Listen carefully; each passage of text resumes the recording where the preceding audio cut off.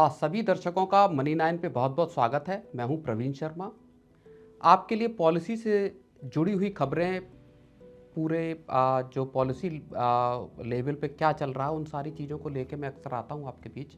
और आज ऐसी ही एक महत्वपूर्ण खबर को लेके हम आपके बीच आए हैं। मसला है दरअसल बैंकों के सामने जो एक बड़ी मुश्किल पैदा हुई है, जिसको हम पिछले 1 डेढ़ साल से देख रहे हैं, क्रेडिट और डिपॉजिट के बीच के फ़र्क की। अब उसमें एक बड़ा आरबीआई का डेटा आया है जो एक बड़ी फिक्र को दिखाता है। खबर यह है कि बैंकों का क्रेडिट डिपॉजिट रेशियो जो है वो पहली दफा 80% के लेवल को पार कर गया है। अक्टूबर की पहली फोर्टनाइट का ये आंकड़ा है, जिसमें ये कहा गया है कि जो बैंकों का सीडी रेशियो है, क्रेडिट डिपॉजिट रेशियो है, वो 80.21% पे पहुंच गया है। इससे पहले सितंबर में भी एक बार क्रेडिट डिपॉजिट रेशियो 80 के ऊपर आया था। उसके बाद उसमें स्लाइटली एक मामूली सी गिरावट आई थी। अब क्रेडिट डिपॉजिट रेशियो के ऊपर जाने का मतलब क्या है? क्यों इससे बैंकों के लिए मुश्किलें बढ़ती दिखाई दे रही हैं? आगे का आउटलुक क्या हो सकता है? बैंकों के लिए समस्या किस बात की है? ये सारी चीज़ों को मैं यहाँ आपके साथ डिस्कस करूँगा। देखिए, मसला इस बात का है कि बैंकों का क्रेडिट डिपॉजिट रेशियो आरबीआई का एक जो मैंडेटरी, एक जो कंफर्ट जोन है, वो 70 से 80% का है। 70 से 80% अगर क्रेडिट और डिपॉजिट रेशियो रहता है तो इसका मतलब ये है कि चीज़ें सिस्टम में ठीक ठाक हैं। उसके ऊपर जाने का मतलब ये होता है कि आपका क्रेडिट जो है वो, उसकी ग्रोथ तेज है, डिपॉजिट की ग्रोथ जो है वो डाउन है। और ऐसा ही अब दिखाई दे रहा है, यानी कि जो 80% के पार आपका सीडी रेशियो चला गया है।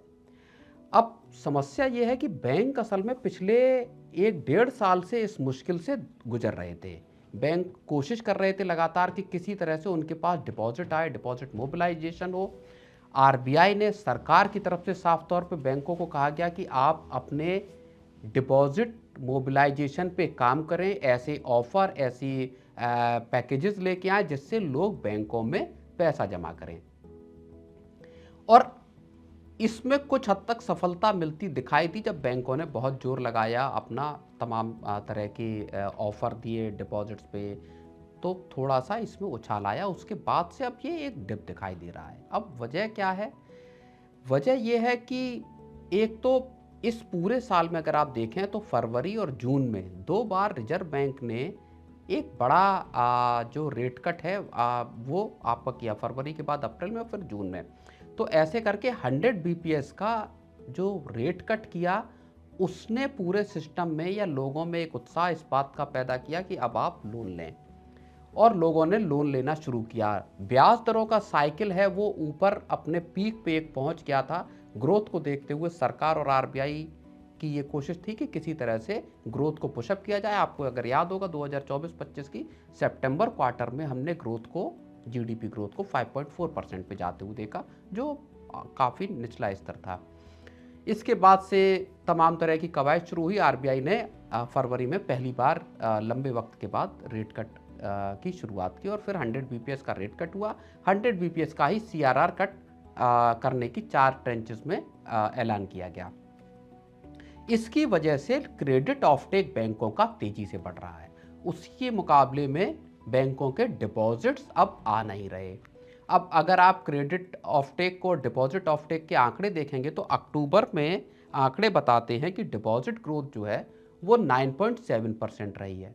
ये मार्च में 10.3% थी।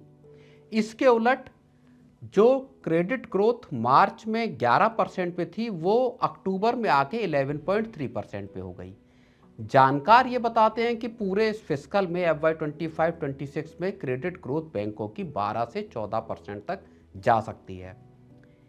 एक और फैक्टर है, सरकार ने इसी बीच में जीएसटी रेशनलाइजेशन कर दिया, यानी जीएसटी के 2 स्लैब खत्म कर दिए सरकार ने। इससे भी जब चीज़ें सस्ती हुई, चाहे कारें सस्ती हुई या दूसरे आपके वाइट गुड्स या बाकी चीज़ें सस्ती हुई, तो लोगों का क्रेडिट ऑफटेक बढ़ा, लोगों ने कर्ज लेने शुरू किए। 100 बीपीएस की कटौती हुई तो हाउसिंग लोन की भी डिमांड बढ़ी। इसके साथ एक और चीज़ भी हुई कि जो कॉरपोरेट लोन का जो मामला था, वहाँ पे थोड़ा सा स्लगिशनेस हम देख रहे थे पिछले कुछ वक्त से। कंपनियां कर्ज नहीं ले रही थी क्योंकि कंपनियां जो कैपिटल एक्सपेंडिचर है, केपेक्स है, उस पर ज़्यादा जोर नहीं दे रही थी, पैसा लगाने से बच रही थी। अब चूंकि पूरा सिनेरियो बदलता दिखाई दे रहा है, आपको अगर याद हो पहली तिमाही की अगर हम ग्रोथ की बात करें तो वो 7.8% रही। इसके बाद दूसरी तिमाही की, मौजूदा फिस्कल की मैं बात कर रहा हूँ, दूसरी तिमाही की जो ग्रोथ है उसको भी ये माना जा रहा है कि भारत की ग्रोथ 7% या इससे ऊपर रह सकती है। एक मूडीज की रिपोर्ट है जो ये कहती है कि मौजूदा फिस्कल में भारत 7% ग्रोथ हासिल करेगा। यानी ये ग्रोथ की जो चिंता थी वो खत्म हुई। महंगाई दर की अगर हम बात करें तो अक्टूबर की जो महंगाई के आंकड़े थे वो 0.25% पे रिटेल इन्फ्लेशन पहुंच गई, यानी बहुत लो लेवल पे इन्फ्लेशन का नंबर आ गया। अब माना यह जा रहा है कि दिसंबर में जब मॉनेटरी पॉलिसी की बैठक होगी उसमें रिजर्व बैंक एक और 25 बीपीएस की कटौती कर सकता है। अभी रेपो रेट 5.5% है, यानी इस कटौती अगर ये होती है तो रेपो रेट पहुंच जाएगा 5.25% पे। इसके बाद क्रेडिट ऑफटेक और बढ़ सकता है। अब इसके उलट डिपॉजिट्स के साथ क्या हो रहा है, डिपॉजिट्स बैंकों में लोग करना नहीं चाहते। एक बड़ी दिक्कत यह है, एक तो खर्च का पूरा आपने वो देखा होगा, जीएसटी फेस्टिवल सेल्स के टाइम पे अच्छी खासी लोगों ने खर्च किया, उसमें कर्ज भी लिया और बैंकों से अपना पैसा निकाला भी और खर्च किया। ये माना जा रहा है कि सेकंड जो छमाही होती है, दूसरी छमाही जो होती है उसमें बैंकों के कर्ज बढ़ते भी हैं, यानी बैंकों का क्रेडिट ऑफटेक बढ़ता भी है। तो यहाँ से भी क्रेडिट बढ़ने की बात है। एक बड़ा फैक्टर जो डिपॉजिट्स बैंकों के पास नहीं आ रहे, और इसका जिक्र जो है सेबी से लेके आरबीआई चीफ तक या बाकी जो इकोनॉमी के जानकार लोग हैं वो कर चुके थे, वो ये कि देश में ओवर फाइनेंशियलाइजेशन हो रहा है। यानी लोग शेयर मार्केट हो, म्यूचुअल फंड हो, एसआईपी हो, इनमें पैसा जमकर लगा रहे हैं। आप अगर गोल्ड सिल्वर के रिटर्न को देखें तो हाल के वक्त में गोल्ड ईटीएफ, सिल्वर ईटीएफ में भी लंबे चौड़े हमने इन्फ्लो देखे हैं। इक्विटी एमएफ का जो अगर हम बात करें, उनका एयूएम 50 लाख करोड़ के पास पहुंच गया है। तकरीबन 80 लाख करोड़ पे भारत के म्यूचुअल फंड इंडस्ट्री का एयूएम पहुंच गया है। तो लोग बाजार में पैसा लगा रहे हैं, लोग अपनी एसआईपीज को ज़्यादा मुफीद मान रहे हैं बैंकों में पैसा रखने की बजाय।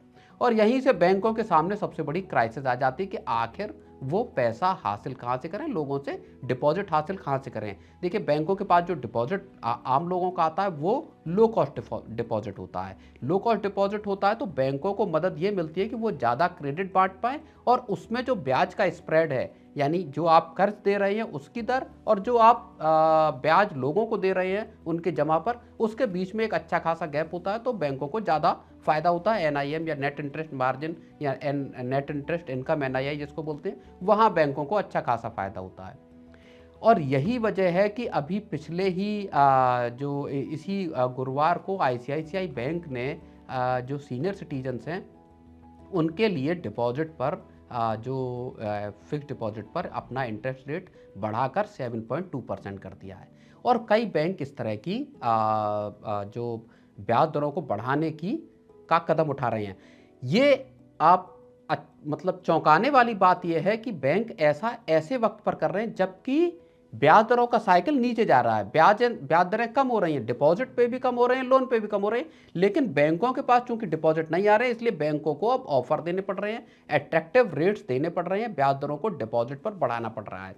और हमने हाल के वक्त में देखा कि कई कॉरपोरेट जो डिपॉजिट स्कीम है उनमें अच्छे खासे ब्याज देते हुए दिखाई दे रहे हैं। कई सारे ऑफर्स इस तरह के भी चल रहे हैं जहां 12.5% तक का ब्याज दे रहे हैं। कितना रिस्की है, क्या है, वो चीज़ें अलग है। लेकिन एक संकट बैंकों के पास, जो कमर्शियल बैंक है उनके सामने इस वक्त डिपॉजिट का आता हुआ दिखाई दे रहा है। बैंक किस तरह से निपटेंगे? क्या लोन की दरें सस्ती होंगी और जमा की दरें ज़्यादा होंगी या बढ़ेंगी? ये एक दिलचस्प चीज़ अब हम इकोनॉमी में होते हुए देख सकते हैं। तो आपको ये रिपोर्ट कैसी लगी हमें ज़रूर बताएं और बने रहें मनी9 के साथ।